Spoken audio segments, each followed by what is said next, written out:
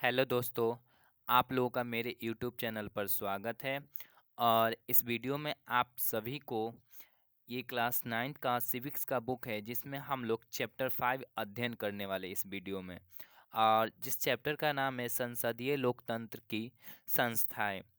देखिए, इससे पहले भी इस चैप्टर का पार्ट 1 वीडियो बनाया गया है, ठीक है। तो आप हमारे चैनल के प्लेलिस्ट में जा कर के उस वीडियो को देख सकते हैं, जिसमें मैंने आपको विधायिका, कार्यपालिका, न्यायपालिका, ये सरकार के जो 3 अंग है, ये कौन कौन से इनके कार्य है, उसको मैंने बताया है। संघात्मक शासन क्या होता है वो मैंने बताया है, ठीक है। तो आज हम लोग इस वीडियो में कार्यपालिका के प्रकार से पढ़ने वाले हैं, जिसमें आपका पेज नंबर 84 निकाल लीजिएगा। इसमें हम लोगों को क्या पढ़ना है? कार्यपालिका के प्रकार। तो कार्यपालिका दो तरह की होती है, ठीक है। कार्यपालिका दो तरह की होती है, और कार्यपालिका का जो काम है वो है विधायिका द्वारा बनाए गए कानूनों को लागू करना। यह है आपका विधायिका का काम। तो विधायिका कितने दो तरह की होती है। एक होता है आपका राजनीतिक कार्यपालिका और दूसरा अस्थाई कार्यपालिका। राजनीतिक कार्यपालिका को अस्थायी कार्यपालिका भी कहा जाता है। देखिए, राजनीतिक कार्यपालिका में ही शासन की वास्तविक शक्ति छिपी हुई है। जो मेन रूप से जो देश को चला रहे वो कार्यपालिका के द्वारा ही चलाया जा रहा है। मेन शक्ति उन्हीं के पास है, कार्यपालिका के पास है। अब बताएंगे हम आगे आपको कि कार्यपालिका में कौन लोग आते हैं, ठीक है। राजनीतिक कार्यपालिका जनता के प्रतिनिधि। राजनीतिक कार्यपालिका में जो होते हैं वो जनता द्वारा चुने हुए होते हैं, और जनता जिन्हें चुनती है वो प्रतिनिधि हो गए। तो राजनीतिक कार्यपालिका जनता के प्रतिनिधि के रूप में जनता की ओर से शासन करती है। इसका कार्यकाल निश्चित अवधि के लिए होता है। राजनीतिक कार्यपालिका का कार्यकाल निश्चित अवधि, एक समय निश्चित कर दिया जाता है, ठीक है। जैसे कि राजनीतिक कार्यपालिका में आपका प्रधानमंत्री आते, तो क्या एक बार प्रधानमंत्री कोई व्यक्ति बन जाने के बाद भारत में वो अपने मन से जितने वर्ष चाहे वो उतने वर्ष रह सकता है? नहीं, ठीक है। जब वो प्रधानमंत्री कोई व्यक्ति अगर भारत का बनता है तो वो 5 वर्ष के लिए बनता है, ठीक है। तो वही कह रहा है कि इसका कार्यकाल निश्चित अवधि के लिए होता है, अथवा लोकसभा में बहुमत रहने तक दायित्व संभाले रहता है। अस्थाई कार्यपालिका। अस्थाई कार्यपालिका ऐसे उच्च पदाधिकारियों की फौज है, ठीक है। पदाधिकारी, ऑफिसर्स की फौज है जो विभिन्न स्तर पर सरकार के नीति निर्धारण में क्या करती है? परामर्श देती है, ठीक है। राजनीतिक कार्यपालिका में जो प्रतिनिधि होते, जनता के प्रतिनिधि, वो अधिक पढ़े लिखे नहीं होते, ठीक है। लेकिन जो अ, अस्थाई कार्यपालिका में जो ऑफिसर्स होते हैं, पदाधिकारी होते हैं, वो बहुत पढ़े लिखे होते हैं। वो सिविल सर्विस के एग्ज़ाम दे करके नियुक्त किए जाते हैं, उनकी नियुक्ति होती है, ठीक है। एग्ज़ाम उनको देना पड़ता है, लेकिन इनको तो जनता चुनती है जो राजनीतिक कार्यपालिका में लोग हैं। लेकिन अस्थाई कार्यपालिका में जो जाते हैं वो क्या, यूपीएससी की एग्ज़ाम दे करके उनका नियुक्ति होता है। तो वो बहुत पढ़े लिखे होते हैं, ठीक है। तो वो उनको क्या करते हैं? परामर्श देते हैं, सहायता करते हैं। किसका? राजनीतिक कार्यपालिका का। एवं निर्देशानुसार नीति को, स्वरूप को अमली जमा पहनाती। इसके कार्यकाल पदस्थापित अधिकारियों के अवकाश ग्रहण तक बनी रहती है। जब इनका रिटायरमेंट का जो हो जाता है समय, तब ये पद को अपने छोड़ते हैं, सेवा से मुक्त होते हैं, जो अस्थाई कार्यपालिका के ऑफिसर्स होते हैं। यहाँ पर हो गया आपका कार्यपालिका दो तरह की होती है, राजनीतिक कार्यपालिका, अस्थाई कार्यपालिका। राजनीतिक कार्यपालिका को अस्थाई कार्यपालिका भी कहते हैं। राजनीतिक कार्यपालिका जनता के प्रतिनिधि के रूप में जनता की ओर से शासन करती है। इसका कार्यकाल निश्चित अवधि के लिए होता है। अब देखिए, अस्थाई कार्यपालिका ऐसे उच्च पदाधिकारियों की फौज है जो विभिन्न स्तर पर सरकार के नीति निर्धारण में परामर्श देती है। सेवानिवृत्त होने की आयु तक ये पद पर क्या रहते हैं? बने रहते हैं। अब आपका राजनीतिक कार्यपालिका में आएंगे राष्ट्रपति, उपराष्ट्रपति, प्रधानमंत्री एवं मंत्री परिषद आते, ये सब राजनीतिक कार्यपालिका है। अब अस्थायी कार्यपालिका में आपका आईएएस, आईपीएस और आईएफएस आते, इसमें सभी सरकारी कर्मचारी भी आते हैं, सरकारी अधिकारी ये सब आ जाते हैं। इन्हें नौकरशाही भी कहते हैं, ठीक है। अस्थायी कार्यपालिका में जो होते हैं उन्हें क्या कहते हैं, नौकरशाही। राजनीतिक कार्यपालिका में राष्ट्रपति, प्रधानमंत्री एवं इसके मंत्री परिषद होते हैं। यद्यपि राष्ट्रपति कार्यकारी प्रधान होते, परंतु सारे कार्य जो देश के होते वो प्रधानमंत्री एवं मंत्री परिषद के सलाह से संपन्न होता है देश का काम। राष्ट्रपति के अतिरिक्त एक उपराष्ट्रपति का भी पद है, राष्ट्रपति के अतिरिक्त एक उपराष्ट्रपति का भी पद है। अभी जो वर्तमान में भारत के राष्ट्रपति हैं वो द्रौपदी मुर्मू है, ठीक है, द्रौपदी मुर्मू। और वर्तमान उपराष्ट्रपति जगदीप धनखड़ है। अभी 2024 में जो राष्ट्रपति के गैर हाजिरी में उपराष्ट्रपति राष्ट्रपति के गैर हाजिरी में अथवा पद रिक्त यानी खाली, राष्ट्रपति का पद खाली होने पर राष्ट्रपति के सारे कार्य को संपन्न करते। अगर राष्ट्रपति का पद किसी भी वजह से अगर खाली रहता है तो उनके सारे कार्य को कौन करते हैं, उपराष्ट्रपति। राज्यसभा का सभापति भी उपराष्ट्रपति होते हैं, याद रखिएगा। आपको कमेंट में एक हमारा क्वेश्चन है जिसका आंसर आपको कमेंट में करके बताना है कि भारत के फर्स्ट वाइस प्रेसिडेंट यानी कि उपराष्ट्रपति कौन बने थे। देखिए, राष्ट्रपति का निर्वाचन, इनका चुनाव कैसे होता है, तो राष्ट्रपति का निर्वाचन अप्रत्यक्ष रूप से एक निर्वाचक मंडल द्वारा होता है। हम इन्हें डायरेक्ट नहीं चुनते प्रधानमंत्री की तरह, ठीक है। हमारे चुने गए प्रतिनिधि ही राष्ट्रपति को चुनते हैं, हम डायरेक्ट राष्ट्रपति का चुनाव नहीं करते जैसे प्रधानमंत्री को डायरेक्ट चुनते हैं वोट देकर।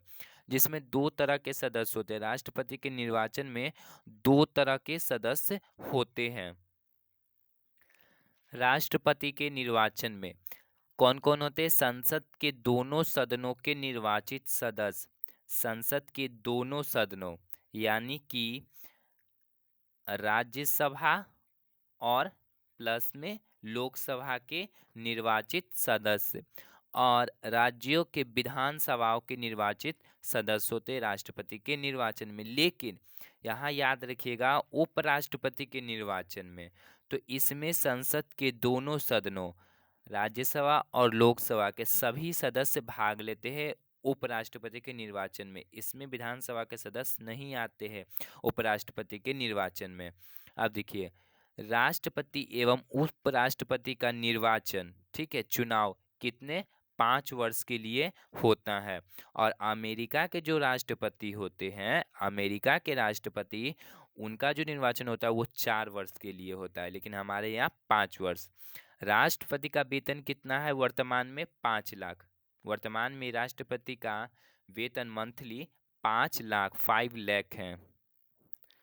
भारतीय संसद के दोनों सदनों, ये राष्ट्रपति का निर्वाचन में कौन कौन है, भारतीय संसद के दोनों सदनों लोकसभा और राज्यसभा के निर्वाचित सदस्य, और दूसरा है राज्य के विधानसभाओं के निर्वाचित सदस्य होते हैं राष्ट्रपति के निर्वाचन में।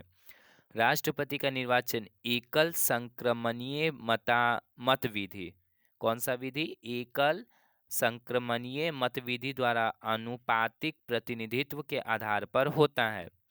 उपराष्ट्रपति का भी निर्वाचन एकल संक्रमणीय मत विधि द्वारा आनुपातिक प्रतिनिधित्व के आधार पर होता है। इसके निर्वाचन में संसद के दोनों सदस्य, उपराष्ट्रपति के निर्वाचन में संसद के दोनों सदस्यों के सभी सदस्य भाग लेते हैं। राष्ट्रपति एवं उपराष्ट्रपति का निर्वाचन कितने 5 वर्ष के लिए होता है। राष्ट्रपति एवं उपराष्ट्रपति का निर्वाचन 5 वर्ष के लिए होता है। अभियोग द्वारा राष्ट्रपति को यानी कि आरोप द्वारा राष्ट्रपति को पदच्युत मतलब उनके पद से हटाया जा सकता है। अगर राष्ट्रपति को उनके पद से हटाना है तो उन्हें सूचना देना पड़ता है, लिखित सूचना 14 डेज पहले, 14 दिन पहले उनको लिखित सूचना दिया जाता है राष्ट्रपति को पदच्युत करने के लिए। या वो अपने मन से भी रिजाइन दे सकते, इस्तीफा दे सकते हैं राष्ट्रपति। राष्ट्रपति प्रधानमंत्री की सलाह से, क्या कह रहा है कि राष्ट्रपति प्रधानमंत्री के सलाह से अन्य मंत्रियों की नियुक्ति करते हैं जो मंत्री परिषद में होते हैं, जैसे गृह मंत्री, खेल मंत्री, कानून मंत्री, स्वास्थ्य मंत्री, पर्यावरण मंत्री। इसके अलावा प्रधानमंत्री की सलाह से ही राज्यपाल सर्वोच्च न्यायालय के न्यायाधीश का चुनाव, आयुक्तों, राजदूत आदि की नियुक्ति करते हैं। राष्ट्रपति को भारतीय संसद की बैठक बुलाने, क्या कह रहा है कि राष्ट्रपति को भारतीय संसद की बैठक बुलाने, स्थगित करने तथा लोकसभा भंग यानी लोकसभा को समाप्त करने का अधिकार है। ये किसको अधिकार है? राष्ट्रपति को, भारत के राष्ट्रपति को। राष्ट्रपति के प्रमुख कार्यों में अध्यादेश जारी करने का भी अधिकार शामिल है। राष्ट्रपति संसद के दोनों सदनों को संबोधित करते हैं। इसके अतिरिक्त वित्त आयोग की नियुक्ति, देखिए राष्ट्रपति किनकी नियुक्ति करते हैं? वित्त आयोग की नियुक्ति, धन विधेयक की मंजूरी आदि महत्वपूर्ण कार्य, युद्ध, बाहरी आक्रमण या सशस्त्र विद्रोह या खतरा, राज्य में संविधान की विफलता का संकट एवं आर्थिक संकट की स्थिति में राष्ट्रपति संकटकाल की घोषणा कर सकता है। राष्ट्रपति के इस अधिकार का प्रयोग 62, 71 और 75 में हुआ था। 75 में इंदिरा गांधी के समय हुआ था। और संविधान के 44वें संशोधन अधिनियम द्वारा राष्ट्रपति के संकटकालीन अधिकारों में कुछ परिवर्तन किए गए हैं। इमरजेंसी पावर में 44वें संविधान के अनुसार राष्ट्रपति मंत्रिपरिषद की सिफारिश को फिर से विचार करने के लिए एक बार वापस कर सकते हैं, परंतु मंत्रिपरिषद द्वारा पुनः विचार के उपरांत राष्ट्रपति सलाह मानने को क्या होंगे? बाध्य होंगे। प्रधानमंत्री और मंत्रिपरिषद, तो किसी जो देश जो चल रहा है तो वो केवल प्रधानमंत्री नहीं चला है, उनके जो सहयोगी है मंत्रिपरिषद है, ठीक है, अन्य मंत्रियां हैं। बच्चों तुमने देखा कि राष्ट्रपति के सारे कार्य वास्तव में कौन कर रहे हैं? प्रधानमंत्री कर रहे हैं। हालांकि इस आशय का फैसला मंत्रिपरिषद की बैठक में तय किया जाता है। अगर कोई काम है तो उसमें सारे मंत्रियों का बैठक होता है और प्रधानमंत्री मंत्रियों की नियुक्ति करते हैं और उसे पद त्याग हेतु विवश कर सकते हैं। अतएव मंत्रिपरिषद पर प्रधानमंत्री का पूर्ण नियंत्रण रहता है। मंत्रिपरिषद पर यानी जो मंत्रियों का समूह होता है उस पर किसका नियंत्रण होता है? प्रधानमंत्री का। मेन यही होते हैं प्रधानमंत्री। स्वयं प्रधानमंत्री की नियुक्ति किसके द्वारा होता है? राष्ट्रपति के द्वारा। परंतु प्रधानमंत्री क्या होता है? लोकसभा के बहुमत दल के नेता होते हैं, तभी वो प्रधानमंत्री होते हैं। क्या कारण? उसकी नियुक्ति तय मानी जाती है। लोकसभा में अगर किसी दल का बहुमत नहीं रहे तो कोई दल गठबंधन बनाकर यानी मिलाकर नेता का चयन करते। गठबंधन में सहयोगी दल सरकार में शामिल भी होते या सरकार को बाहर से समर्थन देते हैं। संसद, अमेरिका में इसे कांग्रेस के नाम से जाना जाता है, इंग्लैंड में पार्लियामेंट, उसी प्रकार फ्रांस में नेशनल असेंबली, जापान में डायट तथा रूस में ड्यूमा के नाम से जाना जाता है। यानी अलग अलग देशों में उनके संसद को अलग अलग नामों से जाना जाता है। तो आइए हम कुछ देशों के संसद के नाम के बारे में जानते हैं। एक तरफ हो गया आपका देश का नाम और दूसरे तरफ हो गया उस देश के संसद का नाम। अमेरिका के संसद को कांग्रेस कहते हैं, भारत संसद, जापान डायट, रूस Duma, Afghanistan Shura, Canada parliament, Bangladesh Jatiya Sangsad, Nepal Rashtriya Panchayat, मिस्र people's assembly, Maldives Majlis, Israel Knesset, Spain Cortes, Brazil national congress, France national assembly. तो ये आपके कुछ देशों को उनके संसद का नाम था जो आपको याद रखना बहुत ही जरूरी है। भारत और इंग्लैंड में संसद जनप्रतिनिधियों की ऐसी सभा है। संसद क्या है? जनप्रतिनिधियों की सभा, जिसे सर्वोच्च राजनीतिक अधिकार प्राप्त होते हैं, क्योंकि अन्य देशों की तरह भारत में कानून बनाने का अधिकार संसद के पास है। भारत में कानून बनाने का अधिकार किसे है? संसद के पास है। जैसे कानून बनाने का अधिकार किसको है? संसद को। उसी तरह अगर कानून में किसी तरह का चेंजिंग करना है तो वो भी पावर किसके पास है? संसद को। अगर कानून को समाप्त भी करना है तो वो भी पावर किसके पास है? संसद के पास है। संसार की सारी संसदें नए कानून बनाती है। संसद का क्या काम है? नए कानून का निर्माण करना या बनाना। वर्तमान कानून में संशोधन करती है। यानी कि अगर कानून में संशोधन का मतलब बदलाव, अगर कानून में बदलाव करना है तो वो कौन करती है? संसद। अथवा उसे समाप्त कर सकती है। कानून को कौन समाप्त कर सकती है? तो संसद। कानून को बना भी सकती है, उसमें चेंज भी कर सकती है, उसको समाप्त भी कर सकती है। कौन? संसद। इसलिए इसे हम विधायिका कहते हैं। संसद को ही क्या कहते हैं? विधायिका। केंद्र में इसे हम संसद के नाम से जानते हैं और जबकि राज्य में इसे हम विधान मंडल के नाम से जानते हैं। संसद को हम विधायिका भी कहते हैं। देखिए, संसद का काम है नए कानून बनाना और कानून में संशोधन। अगर कानून में किसी प्रकार का संशोधन का मतलब बदलाव, अगर कानून में किसी प्रकार का बदलाव करना है तो वो कौन करेगा? संसद के द्वारा। कानून को समाप्त कर सकती है कौन? संसद। देखिए, इसे विधायिका भी कहते हैं और विधायिका को ही केंद्र में, ठीक है, इसको केंद्र में संसद के नाम से जानते हैं और विधायिका को राज्य में, विधायिका को राज्य में विधान मंडल के नाम से जानते हैं। केंद्र में संसद, केंद्र में क्या हो गया? संसद हो गया और राज्य में क्या हो गया? विधानमंडल। पूछेगा आपसे कि विधानमंडल का कार्य क्या है, विधानमंडल का काम क्या है? तो देखिए, विधायिका का काम क्या है? कानून बनाना। तो विधायिका को तो विधानमंडल कहते हैं राज्य में, तो इसका भी काम क्या है? कानून बनाना। एक ही है, सिर्फ इसको राज्य में अलग नाम से और इसको केंद्र में अलग नाम से विधायिका को जानते हैं। पुनः संसार में अन्य संसदों की तरह भारतीय संसद भी सरकार चलाने वाले तंत्र को नियंत्रण करने हेतु कुछ अधिकार का प्रयोग करती है। परंतु भारत में सरकार पर संसद का सीधा और पूर्ण नियंत्रण है, क्योंकि सरकार संसद के समर्थन पर ही अपने फैसलों को क्या करती है? लागू करती है। सरकार जो होती है वो संसद के समर्थन पर, जो संसद में बैठे हुए जनता के प्रतिनिधि, उनके फैसले को ही लागू कर सकती है। संसद के दो सदन है, एक लोकसभा और दूसरा राज्यसभा। आइए दोस्तों, संसद के जो सदन है वो दो है। पूछेगा संसद के कितने सदन है? दो। अगर आपसे पूछेगा कि संसद के कितने अंग है तो संसद के आपके 3 अंग हैं। अंग पूछेगा तो 3, ये 3 से मिलकर ये संसद बना है। और सदन पूछेगा 2। अंग में आपका राष्ट्रपति, लोकसभा, राज्यसभा आता है। राष्ट्रपति, लोकसभा, राज्यसभा, और सदन में लोकसभा और राज्यसभा में। आइए हम लोकसभा और राज्यसभा के बारे में जानते हैं। लोकसभा को प्रथम सदन कहा जाता है, लोकसभा को प्रथम सदन कहा जाता है और वहीं राज्यसभा को द्वितीय सदन के नाम से जाना जाता है।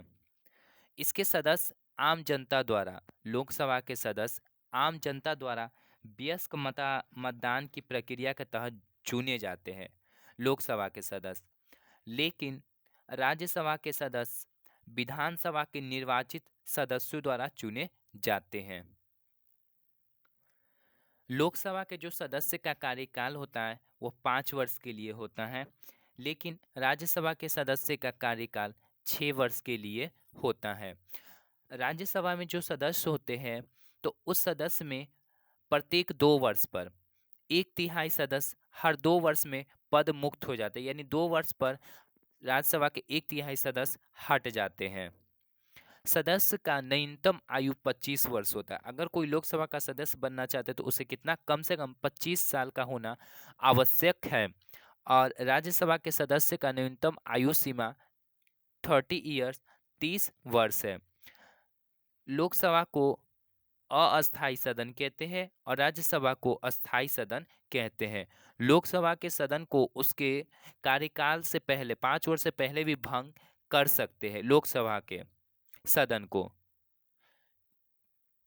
ये राष्ट्रपति को पावर है, यानी समाप्त करने का, भंग का मतलब समाप्त, और राज्यसभा स्थायी सदन ये कभी भी भंग नहीं होता है। तो पूछेगा दोनों में से कि संसद का कौन सा सदन कभी भी भंग नहीं होता है, तो वो है आपका राज्यसभा। लोकसभा का अधिकतम सदस्य 552 हो सकता है और राज्यसभा का 250। वर्तमान में जो सदस्य है वो 545 है लोकसभा में, और वर्तमान में राज्यसभा में जो सदस्य है वो 245 है। इसे निम्न सदन या जनता का सदन कहा जाता है। निम्न सदन लोकसभा को निम्न सदन या जनता का सदन कहा जाता है, और वहीं राज्यसभा को उच्च सदन या राज्यों का परिषद कहा जाता है। तो ये थे कुछ, अगर पूछेगा आपसे कि लोकसभा और राज्यसभा में अंतर बताइए, तो ये सारे अंतर को आप लिख सकते हैं। लोकसभा को प्रथम सदन कहा जाता है और इसके सदस्य आमतौर से सीधे जनता द्वारा चुनकर आते हैं लोकसभा में, इसलिए यह जनता का प्रतिनिधि है और जनता की ओर से असली अधिकारों का प्रयोग करती है। इसे भारत में लोकसभा कहते हैं, अमेरिका में प्रतिनिधि सभा। भारत में हम लोग लोकसभा कहते हैं, तो वहीं अमेरिका में इसे प्रतिनिधि सभा कहा जाता है, एवं इंग्लैंड में हाउस ऑफ कॉमन्स कहते हैं लोकसभा को। अमेरिका में प्रतिनिधि सभा और इंग्लैंड में हाउस ऑफ कॉमन्स कहते हैं। राज्य स्तर पर विधानमंडल का यह सदन विधानसभा कहलाती है। ये विधानमंडल पर है, ठीक है। राज्य स्तर पर जो विधानमंडल होते हैं, तो उसके जैसे कि केंद्र स्तर पर हो गया आपका लोकसभा, उसी तरह राज्य स्तर पर विधानमंडल मंडल के इस निचले सदन को विधानसभा कहते हैं। भारत का राज्यसभा द्वितीय सदन कहलाती है, राज्यसभा को द्वितीय सदन कहते हैं। अमेरिका में इसे सीनेट और इंग्लैंड में इसे क्या कहते हैं, हाउस ऑफ लॉर्ड्स द्वितीय सदन है। दूसरे सदन का सामान्य कामकाज विभिन्न राज्यों, क्षेत्रों एवं संघीय इकाइयों के हित की निगरानी करना होता है। पिछले वर्ग में भारतीय संसद के बारे में पढ़ा होगा। इस वर्ग की किताब के अध्याय 4 में चुनावी राजनीति में लोकसभा के चुनाव के बारे में बताया गया है। यहाँ अब हमें यह जानना जरूरी हो जाता है कि लोकसभा और राज्यसभा में प्रमुख क्या अंतर है। देखिए इस पिक्चर में संसद के दोनों सदन, ये हो गया आपका लोकसभा का दृश्य हो गया, और नीचे हो गया आपका राज्यसभा का दृश्य दिया गया है, लोकसभा और राज्यसभा। बच्चों, तुमने जाना कि संसद का प्रमुख कार्य क्या होता है? कानून बनाना। संसद का प्रमुख कार्य कानून बनाना। कानून बनाने हेतु जो प्रस्ताव तैयार किया जाता है, कानून बनाने के लिए पहले प्रस्ताव तैयार किया जाता है, एक लिखित पेपर, उसे क्या कहते हैं, विधेयक कहते हैं। ठीक है, जो सब वो संसद में जाता है तो उसे विधेयक कहते हैं। विधेयक दो प्रकार का होता है, एक हो गया आपका साधारण विधेयक, और दूसरा वित्त या धन विधेयक। साधारण विधेयक कानून बनने के 5 चरणों से गुजरता है। देखिए जब ये जो प्रस्ताव संसद में जाता है, ठीक है, तो ये कितने 5 चरणों में गुजरता है। इन 5 चरणों में क्या होता है कि अगर कोई प्रस्ताव, धन विधेयक पहले लोकसभा में जाता है, ठीक है, धन विधेयक पहले लोकसभा में जाता है, इसको याद रखिएगा। देखिए कोई भी अगर विधेयक, साधारण विधेयक, ठीक है, अगर वो किसी भी सदन में जा सकता है, या तो पहले वो लोकसभा में जा सकता है या पहले आपका वो राज्यसभा में जा सकता है। तो लोकसभा से जब वो पारित हो जाता है तो वो फिर जाता है राज्यसभा में, ठीक है। लोकसभा से जब वो पारित हो जाता है तो क्या होता है, राज्यसभा में चला जाता है, उस पर बातचीत होती है दोनों सदनों में। अगर वो पहले रोज राज्यसभा में जाता है तो फिर वो लोकसभा में जाता है। अगर दोनों में उस पर विवाद हो जाता है, राज्यसभा और लोकसभा में उस प्रस्ताव पर विवाद हो जाता है, तो दोनों को साथ में बुलाया जाता है, ठीक है। दोनों को संयुक्त अधिवेशन जिसे कहते हैं, दोनों को साथ में बुलाया जाता है, राष्ट्रपति बुलाते हैं, फिर उसका समाधान किया जाता है। अब देखिए ये दोनों रोज राज्यसभा और लोकसभा, या लोकसभा या राज्यसभा के पारित हो जाने के बाद उसके अगले चरण यह लास्ट में राष्ट्रपति के पास जाता है, ठीक है। तो वहां से आपको समझाती है, फिर ये राष्ट्रपति के पास जाता है। लोकसभा और राज्यसभा से जब ये पारित हो जाता है, जब निश्चित हो जाता है, तो फिर उस प्रस्ताव पर क्या होता है, राष्ट्रपति की स्वीकृति चाहिए उस प्रस्ताव पर। तो दोनों सदनों से पारित विधेयक को राष्ट्रपति के पास भेजा जाता है। जब दोनों सदन से विधेयक पारित हो जाता है, मंजूरी दे दिया जाता है दोनों सदन से, तो वो किसके पास जाता है, राष्ट्रपति के पास। किसके पास, राष्ट्रपति के पास, जिसकी स्वीकृति मिलने के उपरांत यानी कि उनकी अनुमति मिलने के बाद विधेयक कानून बन जाता है। अगर उनका अनुमति, स्वीकृति यानी सिग्नेचर नहीं होता है राष्ट्रपति का, तो वो विधेयक कानून नहीं बन सकता है। कानून बनने के लिए राष्ट्रपति का सिग्नेचर और स्वीकृति चाहिए ही चाहिए, परमिशन।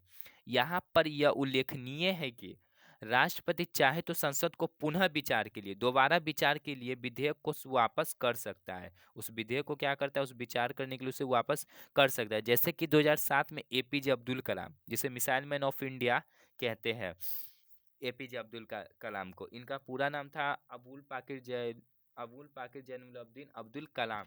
एपीजे अब्दुल कलाम का जन्म 1931 में हुआ था। ये हमारे भारत के 11वें राष्ट्रपति बने थे अब्दुल कलाम। तो कह रहा है कि 2007 में एपीजे अब्दुल कलाम ने इस शक्ति का प्रयोग करते हुए लाभ के पद संबंधित विधेयक को संसद में पुनः विचार के लिए भेजे थे। अगर संसद पुनः उसी रूप में विधेयक राष्ट्रपति के पास पुनः भेज देती है, जैसे कि राष्ट्रपति भेजे संसद में, फिर संसद भेज देगा किसको, राष्ट्रपति के पास, तो पुनः भेज देते तो राष्ट्रपति को हस्ताक्षर करना अनिवार्य हो जाता है।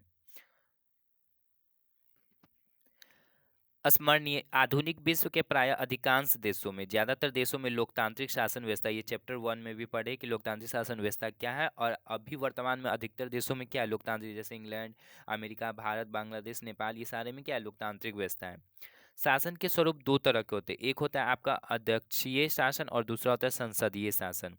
अध्यक्षीय शासन के उदाहरण कौन कौन है, संयुक्त राज्य अमेरिका, अधिकांश लैटिन अमेरिकी देश, श्रीलंका, दक्षिणी अफ्रीका आदि। संसदीय शासन के उदाहरण भारत, इंग्लैंड। संसदीय शासन के उदाहरण में कौन आ जाएगा आपका, भारत, इंग्लैंड। इंग्लैंड की राजधानी लंदन है। हाल में नेपाल एवं पाकिस्तान, इटली, जापान, ऑस्ट्रेलिया आदि। जबकि फ्रांस और स्विट्जरलैंड में अध्यक्षीय एवं संसदीय शासन व्यवस्था का संयुक्त रूप है। कौन सा, फ्रांस और स्विट्जरलैंड। स्विट्जरलैंड की राजधानी बर्न और फ्रांस की राजधानी पेरिस। मंत्रिपरिषद उस निकाय का सरकारी नाम है जिसमें सारे मंत्री होते हैं। मंत्रिपरिषद में सारे मंत्रियों का समूह होता है और इसमें अमूमन विभिन्न स्तरों के 60 से 80 मंत्री होते हैं। कैबिनेट मंत्री अमूमन सत्ताधारी पार्टी या गठबंधन के वरिष्ठ नेता होते, ये प्रमुख मंत्रालयों के प्रभारी होते हैं। सबसे बड़ा मंत्री कैबिनेट मंत्री के होते हैं, जो प्रधानमंत्री की सहायता करते हैं। अब है आपका राज्य मंत्री, अपने विभाग के कैबिनेट मंत्रियों से जुड़े होते हैं और उनकी सहायता करते हैं। राज्य मंत्री कैबिनेट मंत्री की सहायता, हेल्प करते हैं। गठबंधन सरकार का प्रधानमंत्री अपनी मर्जी से फैसले नहीं कर सकते। गठबंधन के साझेदारों की राय भी माननी पड़ती है, जो पार्टी उसमें मिले होते, क्योंकि उन्हीं के समर्थन के आधार पर क्या होते हैं, सरकार टिके होते हैं, क्योंकि वो पार्टी, गठबंधन का मतलब होता है मिला करके जो बने हुए होते हैं। हाल के ताज़ा उदाहरण मनमोहन सरकार में संकट तब हुआ जब एटमी करार पर वामदल ने मनमोहन सिंह से समर्थन वापस ले लिया था। दुनिया के सभी संसदीय लोकतंत्र में प्रधानमंत्री के अधिकार हाल के दशकों में इतने बढ़ गए हैं कि संसदीय लोकतंत्र को कभी कभी प्रधानमंत्री शासन व्यवस्था कहा जाने लगा है, क्योंकि प्रधानमंत्री के पास ही सारे अधिकार